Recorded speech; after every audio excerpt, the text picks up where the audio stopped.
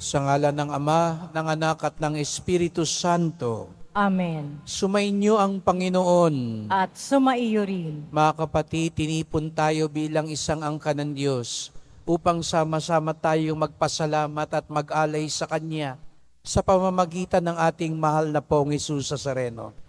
Hilingin natin na tayo maliwanagan at ating matuklasan ang tunay na makapagbibigay sa atin ng kagalakan, kapayapaan, at kabuuan sa buhay. Upang tayo maging marapat gumanap sa banal na pagdiriwang, hilingin natin ngayon ang awa ng Diyos.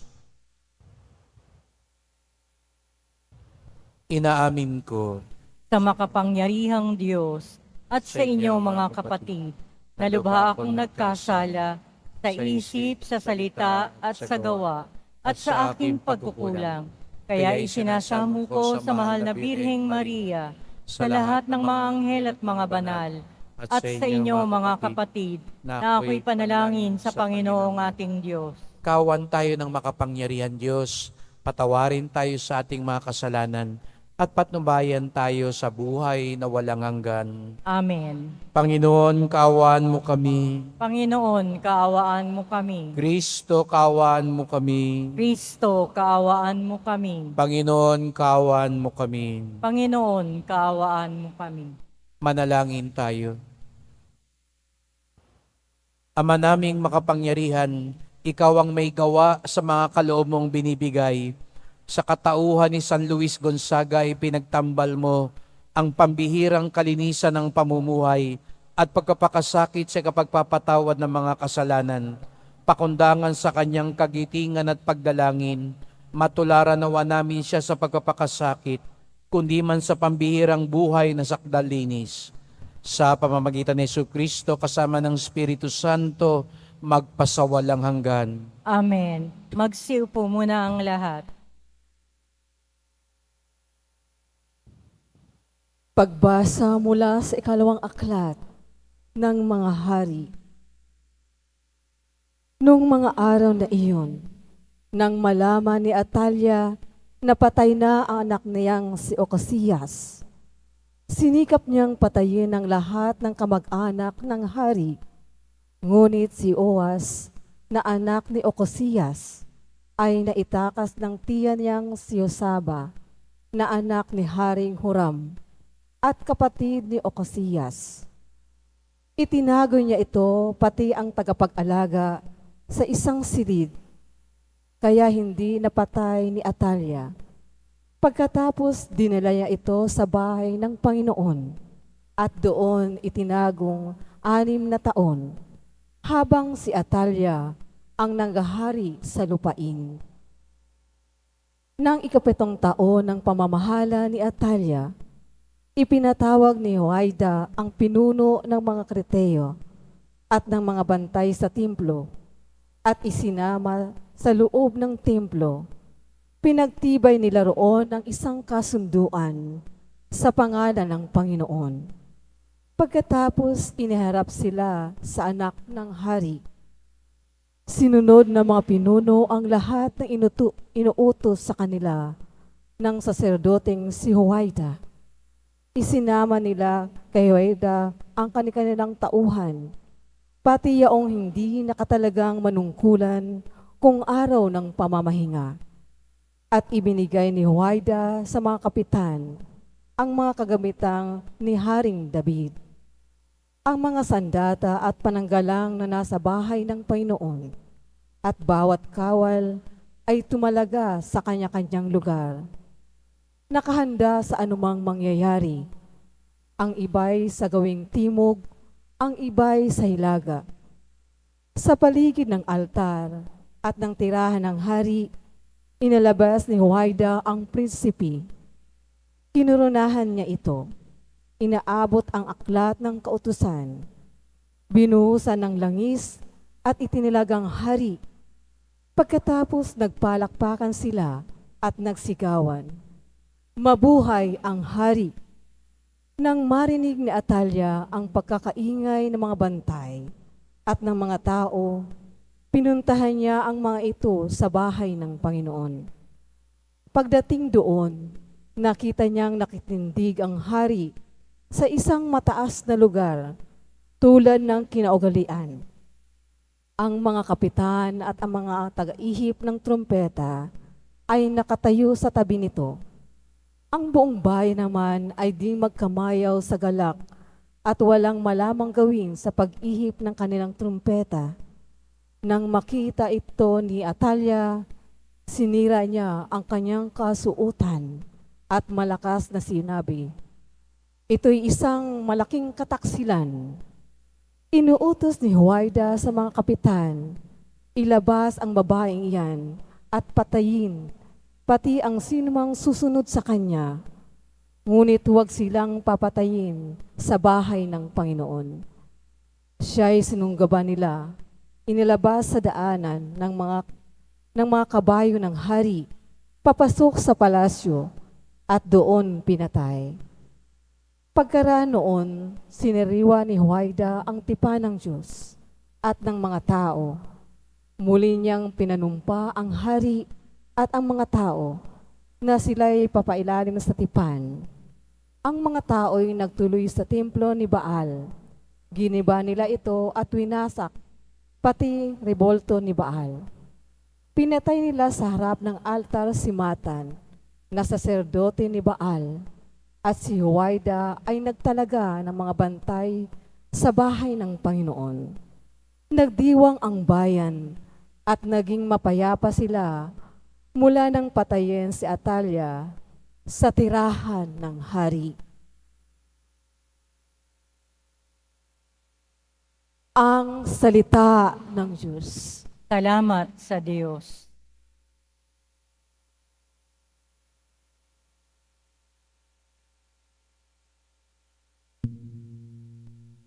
Pinili ng Panginoon maging tahanan ang Sion.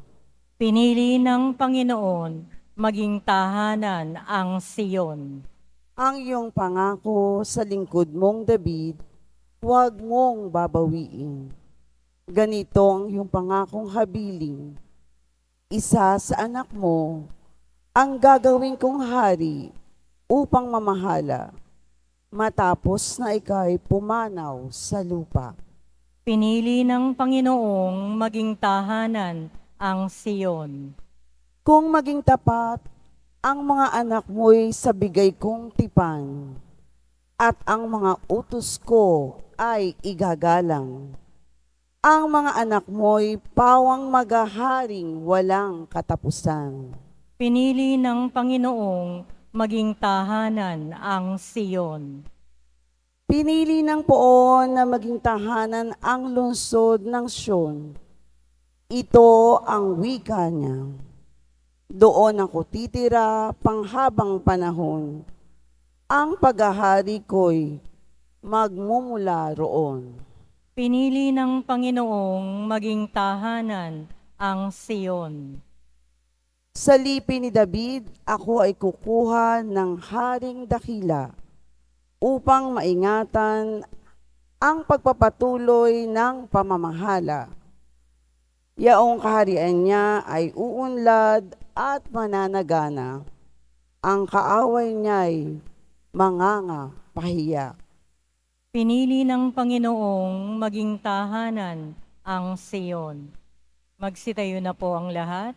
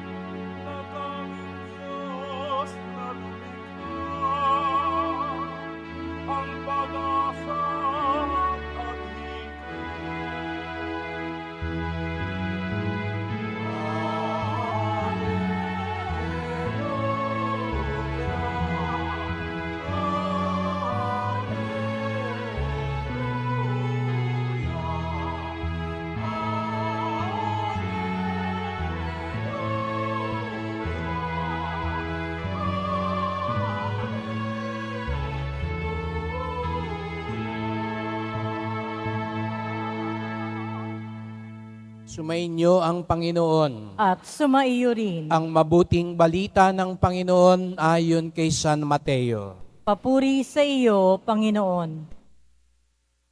Noong panahong iyon, sinabi ni Jesus sa kanyang mga alagad, "Huwag kayong mag-impok ng kayamanan dito sa lupa.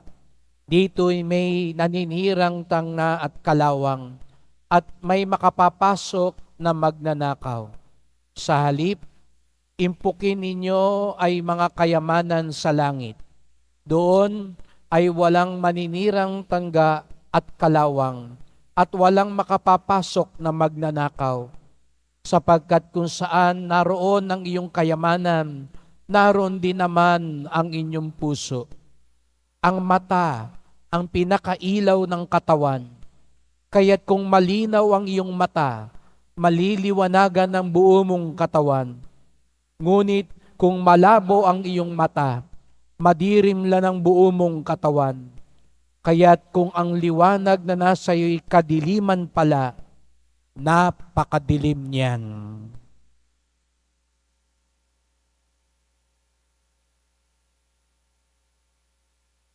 Mga kapatid, ang mabuting balita ng ating kaligtasan. Pinupuri ka namin, Panginoong Hesukristo. Magsiupo muna ang lahat. Magandang umaga po sa inyong lahat at maligayang pagdating sa tahanan ng ating mahal na pong Jesus Nazareno. Binabati at pinagdarasal din natin ang mga nasa online, lalo na po mga may sakit, nag-aalaga sa may sakit, at mga kababayan, mga kadeboto natin mula sa iba't ibang panig ng bansa, daigdig, na nais sumama sa pagdiriwang ng misa dito sa Quiapo, sa Basilica Minor at Pambansang Dambana ni Jesus Nazareno. Araw ng Biyernes, araw ng debosyon, araw ng mga deboto, at higit sa lahat, araw ng ating pinakamamahal. Kaya't bigyan natin ng papuri, parangal at pasasalamat ang ating minamahal na Nuestro Padre Jesus Nazareno.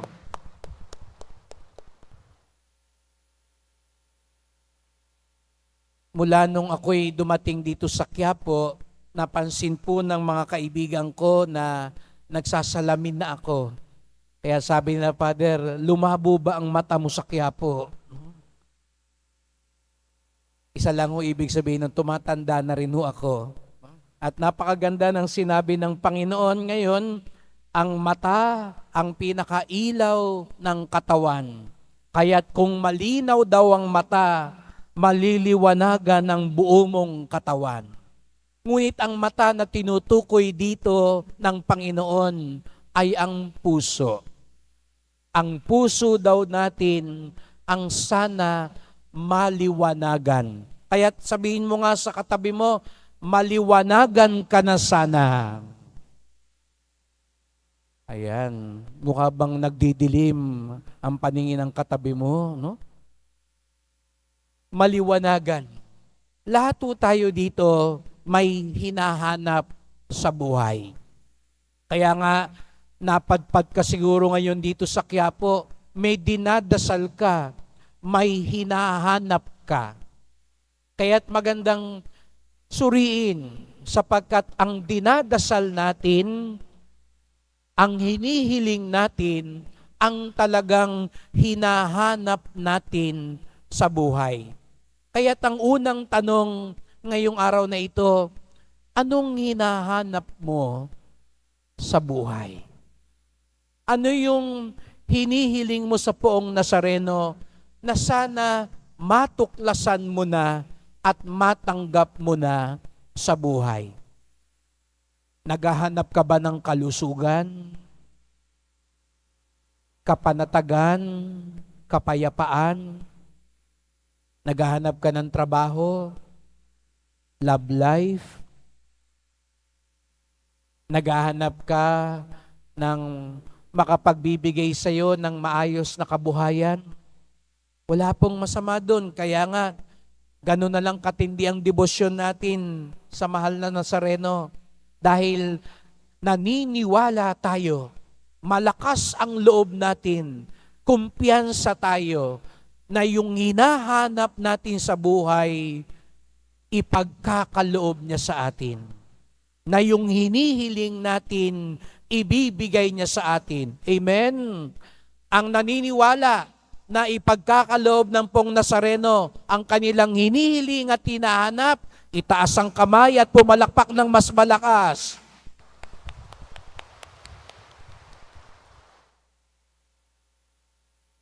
Pero mga kapatid, ingat lang po dahil hindi lahat ng pinihiling natin ay marahil ipagkakaloob niya. Pero may tiyak siyang ipagkakaloob sa atin. Sapagkat may mas malaking biyaya na gusto siyang ipagkaloob sa atin. Kaya nga't kung ang unang tanong ko kanina, anong hinahanap natin sa buhay?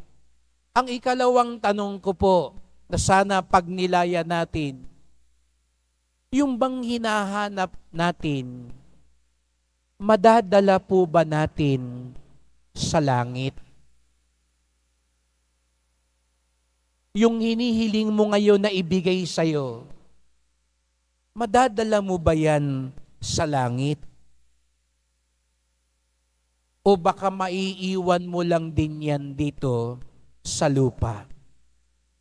Kaya nga't nagbabala ang poong Nazareno sa Ebanghelyo, huwag kayong mag-impok ng kayamanan dito sa lupa. Dito may sisira dyan, kukupas din yan, mauubos din yan, makukuha din yan.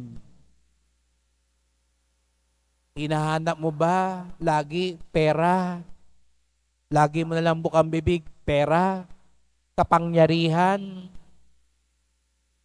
yung mga bagay-bagay lang dito sa lupa? Madadala ka ba niyan sa langit? Sa katunayan, hindi nga lang madadala sa langit, makapagbibigay ba talaga yan ng tunay na kaligayahan sa buhay? Sabi nga daw po, ang pera, pwede kang ibili ng napakagandang kama, magarang kama, malambot na kama. Pero hindi raw mabibili ng pera ang himbing na pagtulog. Marami po kong kilala, ang ganda-ganda ng kwarto, may pailaw pa, may sound effects pa. Ang lambot-lambot ng kama ng unan, hindi makatulog. Dami kasing kaaway. Takot na takot, baka manakawan. Takot na takot, baka malugi ang negosyo. Ang daming inaalala. Nabili nga ng pera yung kama, pero hindi naman mabili yung tulog. Samantalang paglabas ko dyan sa Plaza Miranda, dyan sa Micaredo, makikita nyo, karton lang, sa semento pa nga nakahiga, ang himbing-himbing ng tulog. Naghihilik pa. Tingnan mo nga yung katabi mo. Kung tulog yan, sabihin mo, mapalad ka. Nakakatulog ka ng mahimbing. Yung ibang tao, kailangan pang humiga. Ikaw nakaupo lang, tulog na. Pero totoo po yun, di po ba? Ang pera, kayang bilhin lahat ng masagana na pagkain. Makakapunta ka pa sa lahat ng mga buffet at eat all you can. Pero hindi mabibili ng pera ang gana kumain. Maraming tao, ang yaman-yaman, pipilitin mo pang sumubo. Samantalang iba sa atin, isang kurot lang ang ulam, only rice na ang katapat. No? Ang gana, kahit asin lang ibudbud. Kakain at kakain na. May mga mabibili ang pera, pero hindi lahat kaya nitong ibigay. Kaya kang ibili ng pera ng malaking bahay, pero hindi mabibili ng pera ang isang mapayapang pamilya. Laki-laki nga ng bahay nyo, di kayo nag-uusap, di kayo nagkikita. Dami-dami nyo ng pera, nag-aaway naman kayo tuloy magkakapatid. Kaya minsan, nung naalala ko, biniro ko ng lolo ko, wala akong iiwan sa inyo para hindi na kayo mag-away. Aanin natin yun. Kaya ang tanong, mahalaga po to mga kapatid. Yan bang hinahanap mo Yan bang hinihiling mo? Madadala mo ba yan sa langit? Yang kapangyarihan sa langit, walang presidente, walang senador, walang father, walang bishop, walang donya. Dito lang yan. Iiwan mo rin dito yan. Kaya't ang pangatlong tanong na mas maganda rin nating pagnilayan, kung anong kanina, anong hinahanap mo? Madadala mo ba yan sa langit? May mas mahalaga raw na tanong, madadala ka ba niyan sa langit? Yun po ang mas mahalaga. Yun ang tunay na himala ng Nazareno. Hindi lang yung maibigay yung inihiling ninyo. Sapagkat ang gusto ng Nazareno, yung ibibigay niya sa inyo, makatutulong mapalapit sa Kanya. Makatutulong makapagdala sa atin sa langit. Makatutulong maghatid sa atin ng kaligtasan. Kaya hindi pa tapos ang biyaya. Huwag niyo sabihin, ay ibinigay na ng Nazareno yung dinadasal ko. Round 1 pa lang po yan. May kasunod pa yan. Sapagkat ang nais niya, yung ibibigay niya sa atin, makatutulong sa atin magpalapit sa Kanya. Makatutulong sa atin maging mabuting deboto, mabuting kapwa, mabuting Kristiyano. Kaya nga sabi ko kanina, huwag din tayong agad manghinawa kung ibang ibinigay sa atin ng Nazareno. Hindi siguro yung hinahanap mo, hindi yung hinihiling mo. Pero kung yan ay pinahintulutan niyang maibigay sa iyo, isa ang tiyak, makatutulong pa rin iyan sa iyong kaligtasan. Makatutulong iyan para lalo kang maging mabuting tao. Kaya ang mas mahalagang dasal natin, mga kapatid, hindi lang, Panginoon, ibigay niyo po yung hinihingi ko. Kung hindi, Panginoon, kung ano man ang ibigay mo sa akin, makatulong ito, makapunta sa langit. Makatulong ito, makapagpalapit sa akin sa iyo. Siguro nga, hinihiling natin kalusugan. Pero, naging malusog ka nga, lumakas ka nga, nagbago naman ang ugali mo. Hindi yan ang tunay na biyaya. Meron pong ibang taong kakilala ko, hindi nga siguro sila gumaling. May sakit pa rin sila. Pero dahil sa sakit na yan, lalo silang naging mapagtiwala sa Diyos. May nagkasakit nga sa pamilya nila, lalong nagkaisa yung pamilya para magtulong-tulong doon sa may sakit nilang kapamilya. Hindi nga naibigay yung posisyon, yung promotion na inihiling niya, pero lalo siyang naging responsableng ama at asawa. Kaya nga ang tanong, madadala mo ba yan sa langit? Madadala ka ba niyan sa langit? Kaya pwede rin naman po na ipagkaloob sa atin. Hindi ko sinasabing masama ang pera. Pero ang pera hindi mo madadala sa langit. Pero sana yung perang yan makatulong sa iyo, makapunta sa langit. Kaya nga yung iba, dito sa Quiapo, alam ko po maraming ganyan deboto. Nagpapasalamat, pinagkalooban ng biyaya. Kaya anong ginagawa nila? Tumutulong sila sa mga mahihirap. Tumutulong sila doon sa ating iThursday, yung feeding program natin. Kahapon po, may lumapit sa akin. Sa katunayan, napakasimple lang o itsura, nakachinelas lang o, nakashort. Sabi niya, Father, sinagot po ng Nazareno ang dasal ko. Kaya, pwede po ba ibahagi ko to para makatulong pa sa mga marami pang mahihirap? Yun ang tunay na kayamanan. Yung kayamanang madadala mo sa langit yung kayamanang magdadala sa iyo kay Kristo sa kanyang kaharian. Kaya't mga kapatid, sa misang ito po yung ipagdasal natin, na wag lang sana ipagkaloob yung hinihiling natin. Dahil pag hindi tayo nag-ingat, kahit yung ipinagkaloob sa atin, baka yung pa magpahamak sa atin. Umangat nga ang buhay mo, yumabang ka naman. Nung yumaman ka, doon ka dumaming chicks. Mabuti pa nung wala kang pera, hindi ka makapag-chicks, hindi ka makapagsugal. Nung wala kang posisyon, mapagkumbaba ka. Nung wala pa yung hinihingi mo, lagi kang nasa Quiapo.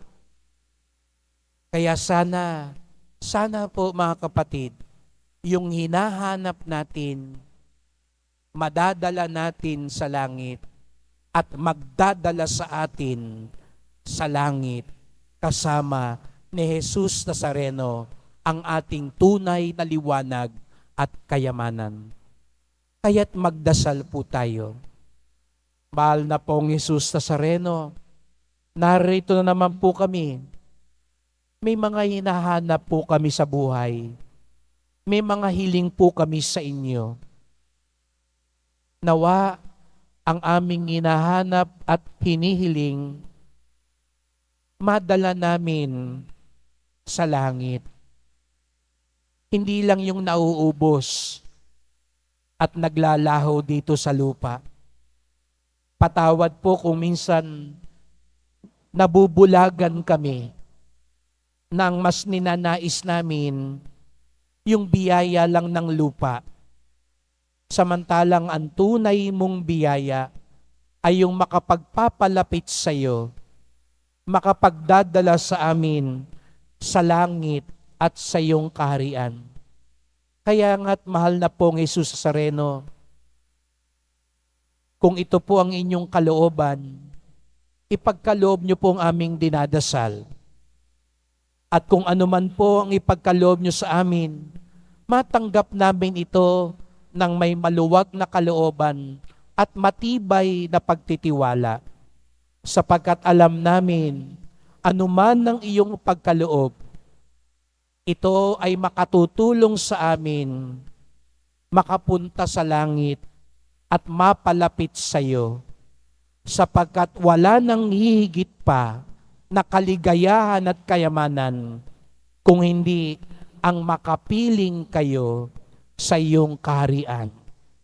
Mahal na pong Jesus Nazareno, kaawaan niyo po kami, basbasan niyo po kami. Amen. Amen. Magsitayo na po ang lahat.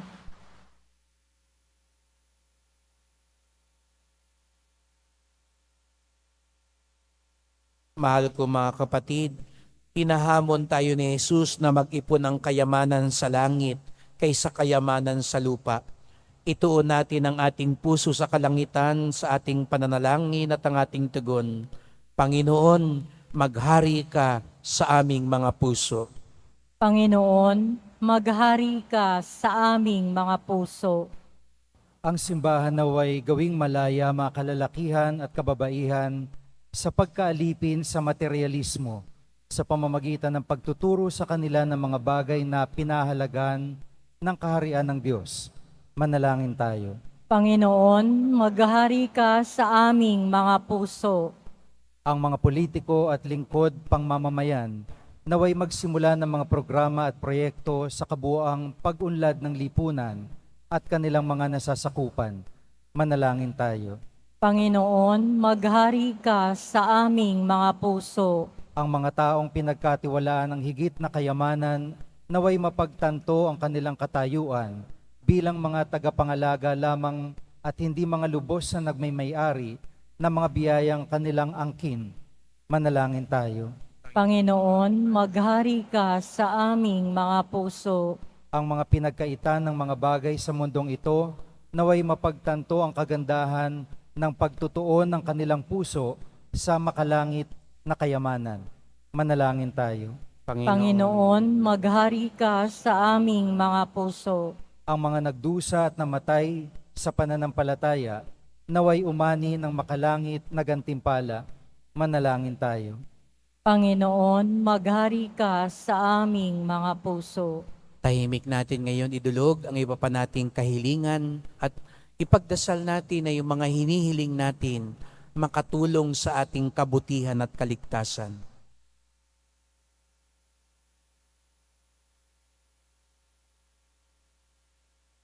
Ama namin sa langit, hindi nagbabago o kumukupas ang iyong pag-ibig sa amin. Bigyan mo kami ng lakas at tapang na lumakad sa iyong presensya araw-araw ng aming buhay. Hiling namin ito sa pamamagitan ni Kristong aming Panginoon. Amen. Magsiupo na po ang lahat.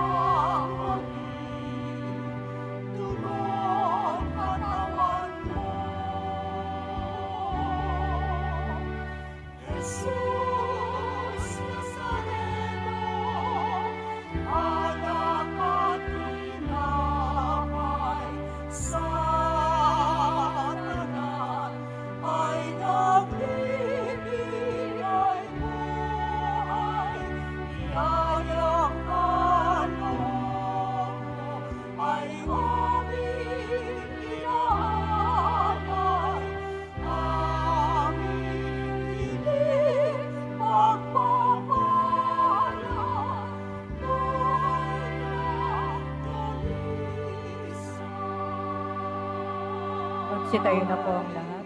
Manalangin kayo mga kapatid upang ating paghahain ay kalugdan ng Diyos amang makapangyarihan.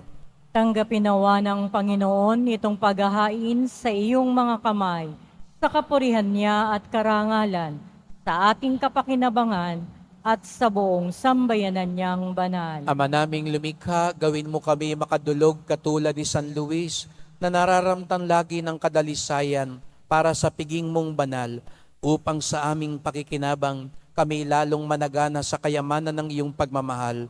Sa pamamagitan ni Jesucristo, kasama ng Espiritu Santo, magpasawalang hanggan. Amen. Sumainyo ang Panginoon. At sumaiyo rin. Itaas sa Diyos ang inyong puso at diwa. Itinaas na namin sa Panginoon. Pasalamatan natin ang Panginoong ating Diyos. Marapat na siya ay pasalamatan. Ama naming makapangyarihan, tunay ngang marapat na ikaw ay aming pasalamatan. Ngayon kinagagalak namin may mga banal na tao na nagtalaga ng sarili sa anak mong si Jesucristo upang ipamalas nila ang paghahari mo at maakit ang kapwa na manalig sa iyo. Ngayon sa amin ibinigay ng iyong anak na minamahal ang kabanalang iyong taglay, ang athangan mong kamti ng tanan. Ito ang pinanggalingang aming ngayong nalilingon. Dito mo rin nais na kami makarating at kumantong. Kaya kaisa ng mga anghel nagsisiawit ng papuri sa iyo. Nang walang humpay sa kalangitan, kami nagbubunyi sa iyong kadakilaan.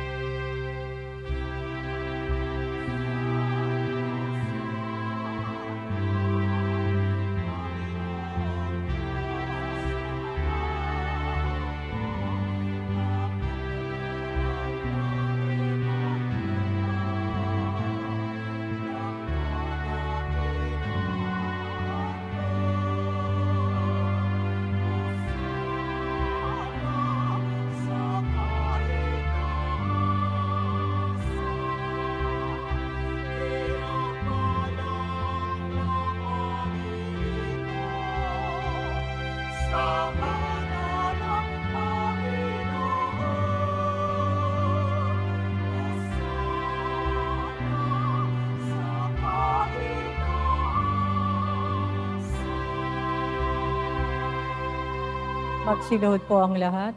Ama naming banal, ikaw ang bukal ng tanang kabanalan. Kaya't sa pamamagitan ng iyong Espiritu, gawin mong banal ang mga kaloob na ito upang para sa amin maging katawan at dugo ng aming Panginoong Hesukristo. Bago niya pinagtiis ang kusang loob na maging handog, hinawakan niya ang tinapay, pinasalamatan kanya, pinaghati-hati niya yon, iniabot sa kanyang mga lagad at sinabi, "Tanggapin ninyong lahat ito't kanin. Ito ang aking katawan na ihahandog para sa inyo."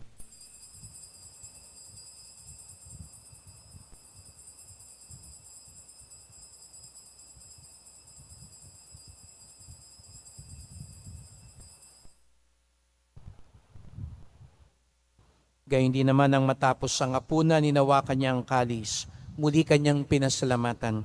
Inabot niya ang kalis sa kanyang mga lagad at sinabi, "Tanggapin ninyong lahat ito't inumin.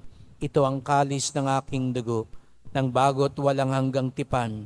Ang aking dugo na ibubuhos para sa inyo at para sa lahat sa kapagpapatawad ng mga kasalanan. Gawin niyo ito sa pag-alala sa akin."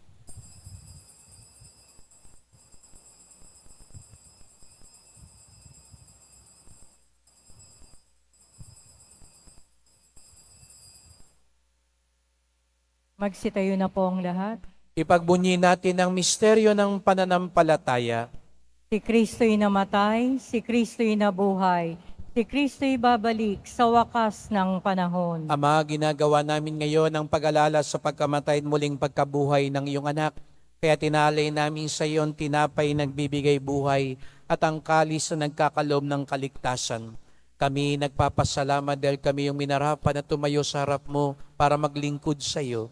Isinasamo namin kaming magsalo-salo sa katawan at dugo ni Kristo'y mabuklod sa pagkakaisa sa pamamagitan ng Espiritu Santo. Ama, lingapin mo ang iyong simbahang laganap sa buong daigdig. Puspusin mo kami sa pag-ibig kaysa ni Francisco naming Santo Papa, ni Jose naming Obispo at ng Tanang Kaparian. Alalahanin mo rin ang mga kapatid naming nahimlay, lalo na si Jaime Cardinal Sin, nang may pag-asang sila'y muling mabubuhay. Gayon din ang lahat ng mga pumanaw. Kawan mo sila't patuloyin sa iyong kaliwanagan. Kawan mo't pagindapating kaming lahat na makasalo sa iyong buhay na walang wakas, kaisa ng mahal na Birheng Maria, Ina ng Diyos, ng kabiyak niyang pusong si San Jose, ng mga apostol, ni San Juan Bautista at lahat ng mga banal na namuhay dito sa daigdig ng kalugod-lugod sa iyo. May pagdiwang nawa namin ng pagpupuri sa ikararangal mo sa pamamagitan ng iyong anak na aming Panginoong Hesukristo. Sa pamamagitan ni Kristo, kasama niya at sa Kanya, ang lahat ng parangal at papuri ay sa iyo, Diyos Amang makapangyarihan, kasama ng Espiritu Santo, magpasawalang hanggan.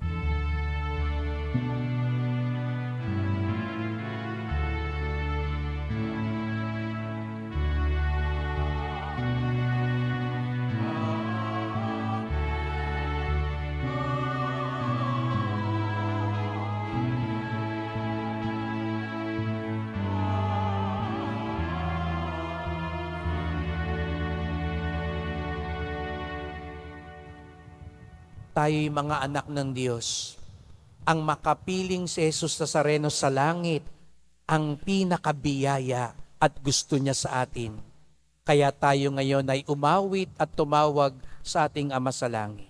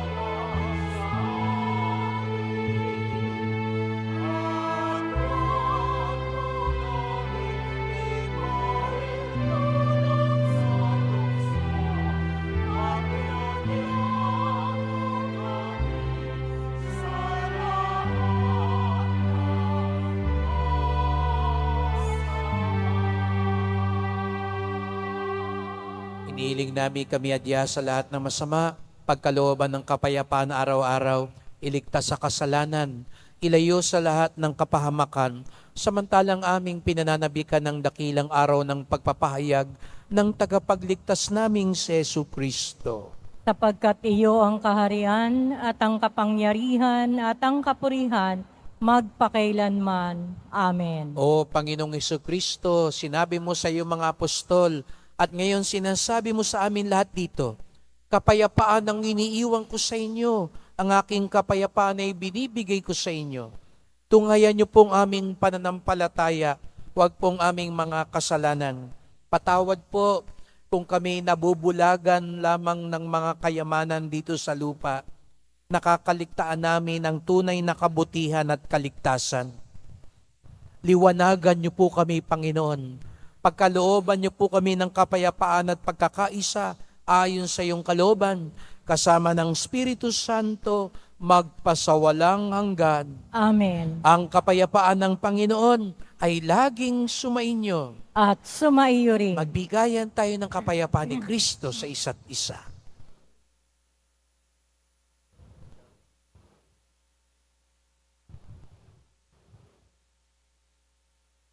Kordero ng Diyos na nag-aalis ng mga kasalanan ng sanlibutan, maawa ka sa amin.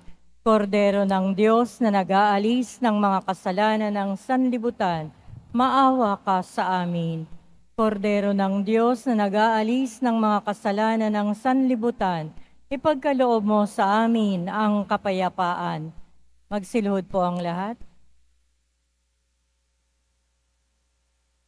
Narito ang ating Panginoong Jesucristo, ang tunay na liwanag at kayamanan. Ang kordero ng Diyos nag-aalis ng mga kasalanan ng sanlibutan, mapapalad ang inaanyayahan sa kanyang piging. Panginoon, hindi ako karapat-dapat na magpatuloy sa iyo, ngunit sa isang salita mo lamang ay gagaling na ako.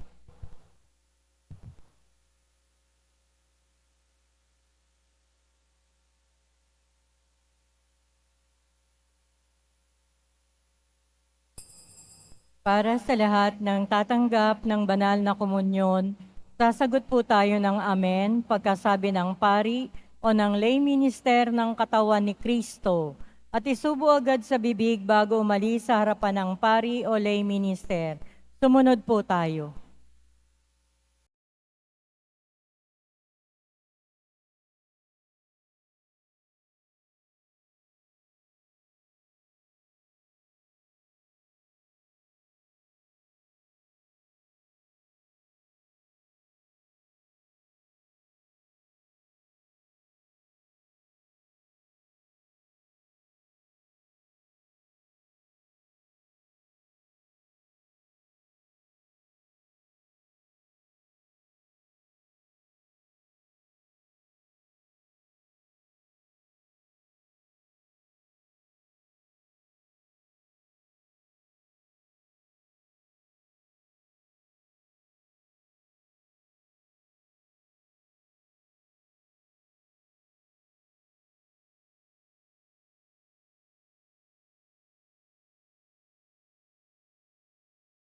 Manalangin tayo.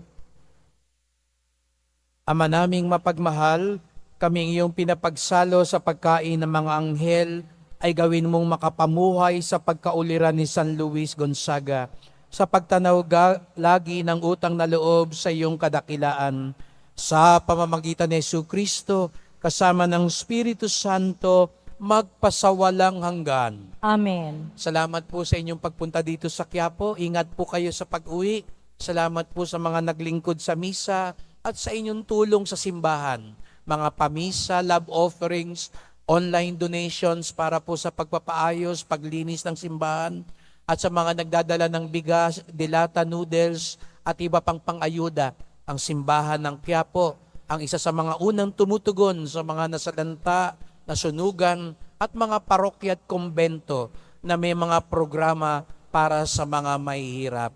At gaya ng narinig niyo po kanina, June 24 po ay fiesta ng Quiapo din. Hindi lang January 9, sapagkat ang ating simbahan ay hindi lang dambana ng Pong Nazareno, kung hindi parokya ni San Juan Bautista. Kaya't ang tunay na deboto ng Poong Nazareno, deboto din ni San Juan Bautista. Pinsan ni Jesus Nazareno, pinakadakila sa mga propeta sapagkat siya ang naghanda sa pagdating ni Jesus Nazareno, ang ating tagapagligtas. Kaya kung may oras po kayo sa Lunes, simba po tayo dito sa Quiapo. Fiesta din natin sa Quiapo. Huwag kayong mag-alala, hindi magseselos ang Nazareno. Dahil malapit din sa puso niya si San Juan Bautista. Kaya advance happy fiesta din po sa ating lahat.